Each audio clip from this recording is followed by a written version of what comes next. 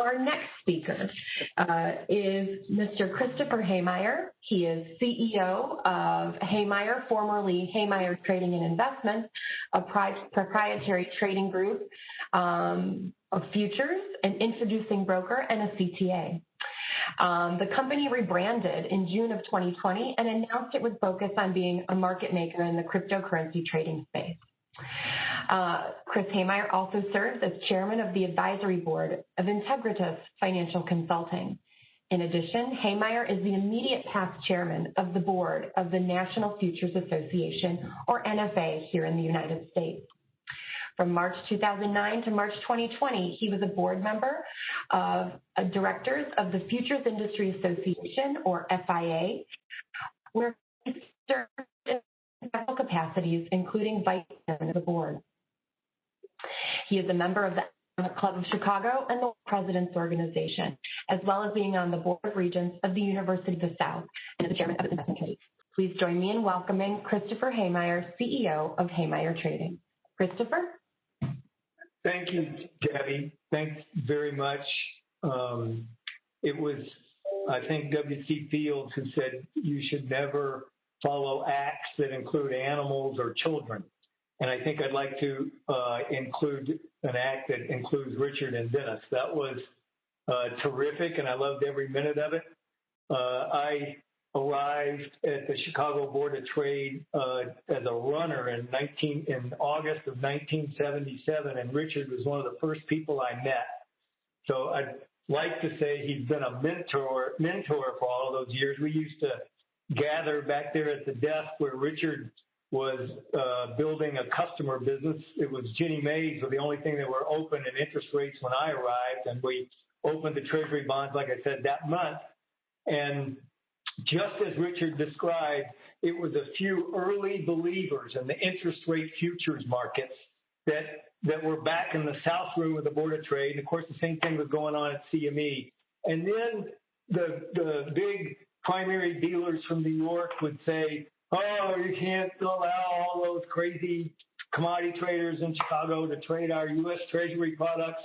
But I don't know, 2 years later or something, and Goldman and Solomon and all those guys started to become members and started showing up, and then there was acceptance, and all of a sudden the thing just exploded. Futures, which Richard had helped to pioneer, suddenly just really took off. And so in those years, as a participant, and my role here, I think, is to bring some perspective as a participant, particularly with regards to the role of self-regulatory organizations. As a participant in the trading pits then, this goes way back, right, 40 years, but I was the chairman of the pit committee, and we had huge arguments over how to do things in the pit. We'd have to go upstairs and talk to the lawyers at the Board of Trade and figure out what a Ginsey meant. Richard would know what that meant, what that term means. And so we had to figure out the rules, but the participants in the markets deeply cared about the marketplace itself. And the participants in the marketplace want standards, and they're thirsty for rules. The participants want, my experience is that the participants,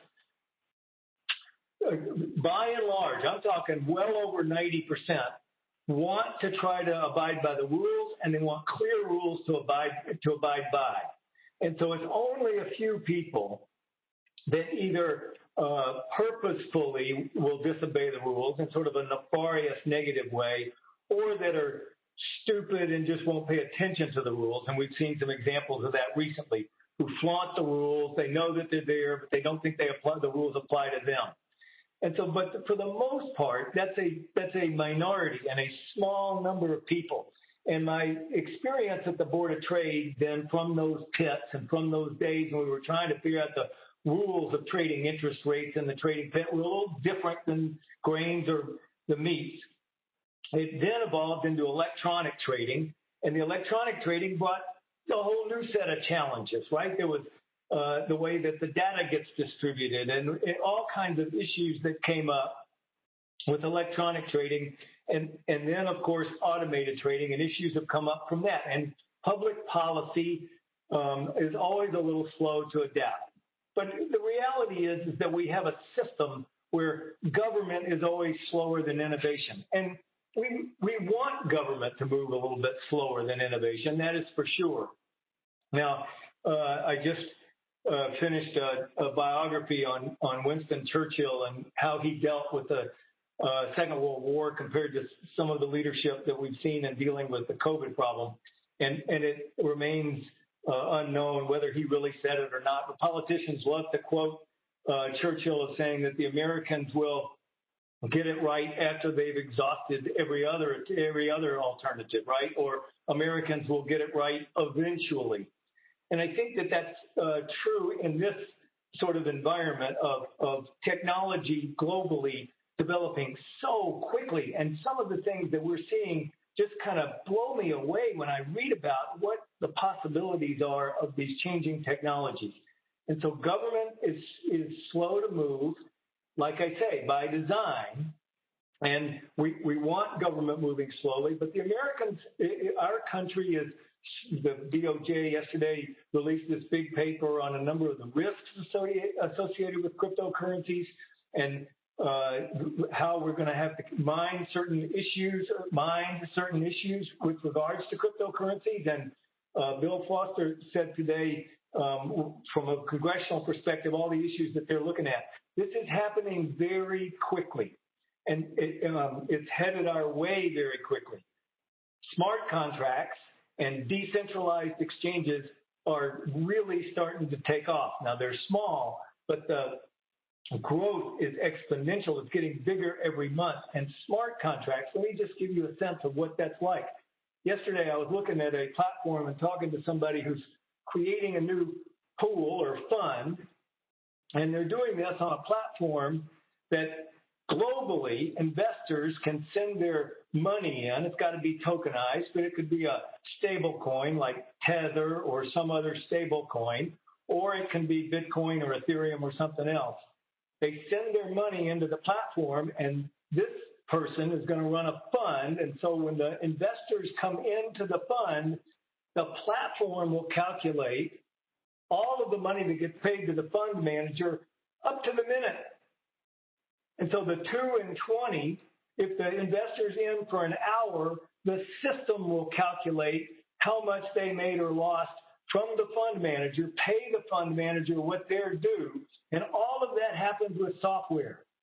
So none of the having to have the, now there have to be legal agreements, of course, right? There have to be documents that are providing for securities laws, and we all know that. So if the documents are there that provide for securities laws, but the operations of having to go through where the high water mark was at the end of the month and all the people to calculate all of that and all the people to verify that, all that can be done with software. It's astounding. And so people are going to tokenize these various types of assets. When you go in and read about Chainlink, Chainlink is interoperable between all of these various blockchains and goes to oracles to look at data and information. I highly recommend anybody that wants to learn about where this is going to go and have a look, for instance, at the Chainlink white paper. So something like an insurance contract. The car, Internet of Things, will have all kinds of data that will come out of all different parts of the car. And the insurance contract is going to know everything about it. And all of that will come from places where the data is verifiable and true, and then linked back to the various blockchains that have various tokens. So as a participant, and we are making markets, our business is making markets in the spot cryptocurrencies. We do three things. We trade the inventory, we'll trade the spot against the derivatives, sort of like a grain elevator. We'll acquire the coins and buy or sell the derivative against it, and that basis moves around. So we'll manage our inventory. We run some algorithms that do traditional market making on exchanges and arbitrage between exchanges, and then we make markets in the spot products, OTC, and we do KYC AML over anybody that's going to come to us and ask us to buy or sell from them on the spot market. We do KYC AML. But all of those areas are a little bit gray with regards to rules. Now, we try to do the best we can based on our experience around exchanges and all of the committees that we spend on at the Board of Trade, the Board of Trade Clearing Corporation, and the NFA. Again, my experience is that the participants care the most about the markets. It's their life. It's their whole,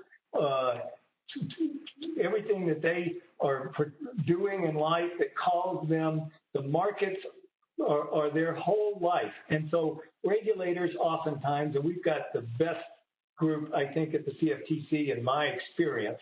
We have a terrific set of commissioners now. But oftentimes they have come from one industry and they're serving at the CFTC, for instance, in our experience. We got a terrific group right now, but they will move on to something else. The participants are the ones that really care. And so this organization, that's currently really an association, but as an SRO, can provide tremendous value to all of the participants. And its strategic objectives of BCA, regulatory clarity, standards development, education, are all things that the participants will really benefit from. And I get sometimes into some rather heated discussions, disagreements, because reasonable people can disagree on the level of regulation. Why do we need more regulation? And BCA, my partner, David Nelly, who's on the board and who's done a tremendous job in participating with this, and my hat's off to all of you all on the board, Matt as the chairman, and everybody that's been involved with this. My hat's off to you for helping to create it, because there are going to be naysayers from the participants' side of things. And I get into some heated discussions. Why do we need more regulation? And the answer is, it's not regulation, it's clarity of the rules. It's like the participants in any game getting together and deciding on the rules. So, and last but not least, the ability to provide for an arbitration forum is way underestimated. At the exchanges and at NFA, the ability to arbitrate disputes is tremendously valuable, more valuable than the participants really even realize. So I applaud you. I congratulate you on launching it. I congratulate you on the paper you put together. And from my experience as a participant, having an organization of people like this who really mean well and who want to try to get the rules right and provide clarity to the participants, it's a great thing for the whole industry. And Godspeed, because it is coming fast. So, Gabby, that's my brief, quick thing. A notice of congratulations from one of the participants out there. Thank you. Before I pass it on, I had just a quick question, if you don't mind, just to get your perspective and maybe some guidance or lessons learned, having stood at the helm of several key industry associations like the global FIA. What is it that, you think is important as we step forward into this space and begin to evolve, formalize, and develop as an industry-leading self-regulatory association? Well, as I said, the participants, my experience is the participants want to obey by the rules. They just want clarity of the rules so that they can play by the rules, right? And so the worst thing is when there are these big, huge gray areas where you're uncertain, and it takes copious amounts of time, energy, and effort to try to do what's reasonable and what's right. And so creating standards and identifying ambiguities and gaps, which I think is in your strategic paper, and trying to rectify those is a very valuable thing, hard to measure, but very valuable for the industry. In my experience at NFA, I had to be careful because politically, I don't know how it would come across, but in my experience at NFA, I like to say it was a little bit like Andy and Mayberry. I know people can laugh and sneer at that, but if there was a bad person out there, I was willing to put on a gun, put on my holster, get the rifle out of the rack, go arrest them and put them in jail. And a few of them are still there, by the way, which I'm very proud of. And so that's okay, but they were bad guys, and the bad guys mostly came in, and as I said earlier, in a couple of forms, right? They were the ones that truly wanted to skirt the rules. And NFA's slogan of we want to help the members who want to comply with the rules and come down hard on those who don't, it permeated the whole organization. They wanted to be helpful because 95% of the community wanted to obey the rules. They were good people. They loved the markets, and they want to obey the rules. They just want to understand them. And NFA does a good job of trying to help. NFA is not perfect, and I've seen it go off on issues with somebody over some receipt and something. It's a big. It generally it is a very good place for the members to go and get answers to their questions and to have rules established. And that's what this is at the very beginning. That's what DCA is doing. It's beginning by going and saying, okay, what are the ambiguities? What do we need to clear up so the participants can know the rules and what the standards are and best practices? And so in my experience, it's hugely helpful to the participants who want to obey the rules. Well, thank you. That was a really beautiful way of putting it, very simply. And I love the idea of you as the sheriff of a small town. So thank you for that visual. I appreciate it. Most of the people in the town want to obey the rules, and some of them may have different work, and some of them may be a little different, but generally they want to obey the rules. Yeah, I agree. Is it a bad guy? You want teeth, and we saw the CFTC showed up with that this week.